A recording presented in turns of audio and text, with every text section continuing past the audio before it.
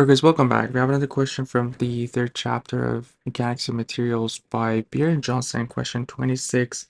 And the two solid shafts are connected by gears as shown and are made of steel for which the allowable shearing stress is 8,500 psi. So we have maximum shearing stress 8,500 psi or pound per inch squared.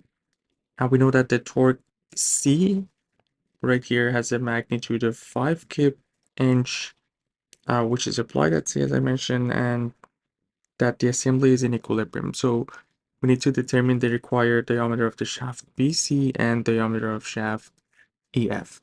So we have the elastic torsion formula.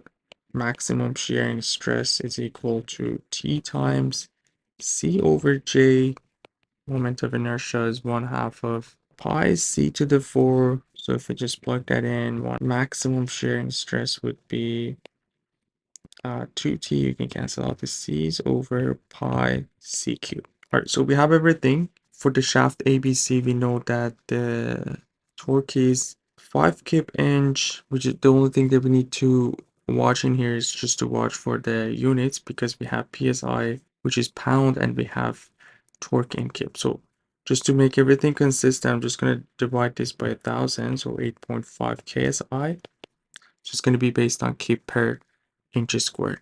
Now all the units are consistent, so for the shaft ABC or the shaft BC, so for the A part shaft BC, we can have the C cube on the left side, so we're gonna get 2t over pi over maximum shearing stress, which is going to be 2 times the torque is 5 pi times 8.5, and our C would be basically the third root of this ratio here, so 2 times 5 over pi times 8.5. So that's going to give this C 0.721 inch, but keep in mind that the question is asking for the diameter of the shaft, not the radius. And we know diameter is 2 times radius, so this is going to be 1.4042. So that's the answer for the shaft BC. And for shafts EF, we're going to have the same thing, but before that we need to figure out the torque in that shaft, which is TF. We talked about this. The system is in equilibrium. We have these two gears that have the same force between them, which is the action and reaction. So each force is going to make a one torque. And yeah, so if we look at these two, if this is our force about the center of each gear, we're going to have a torque. So for the big one, our torque would be F times 4, which is radius times the force that we called F. So we can call this one TC4F, and we're gonna have the same force for the smaller gear.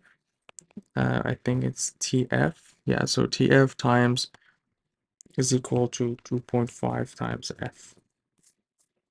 So we know the torque is distance times the force, so R and F. And as I mentioned, these two F's are equal because they are action and reaction. So TC over 4 is equal to TF over 2.5. We already have the TC. The question is giving us the TC, so it's 5. And that's going to give us the TF if we just cross multiply this. 5 times 2.5 over 4. Let's see what we get. 5 times 2.5 divided by 4. This is going to be 3.125 kip-inch. And the rest is the same. We have the same formula, just have to plug in our numbers in there. So 2 times, I'm talking about this formula. So 2 times T, which is TF, so pi, and we're going to have the same maximum shearing stress, which was 8.5.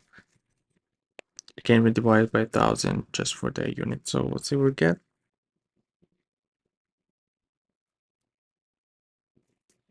So yeah, if you just plug the numbers in here, you're gonna get 0.6163 inches. And again, since we're looking for the diameter of the shaft, we're gonna multiply this by 2, which is gonna be 1.232 inches.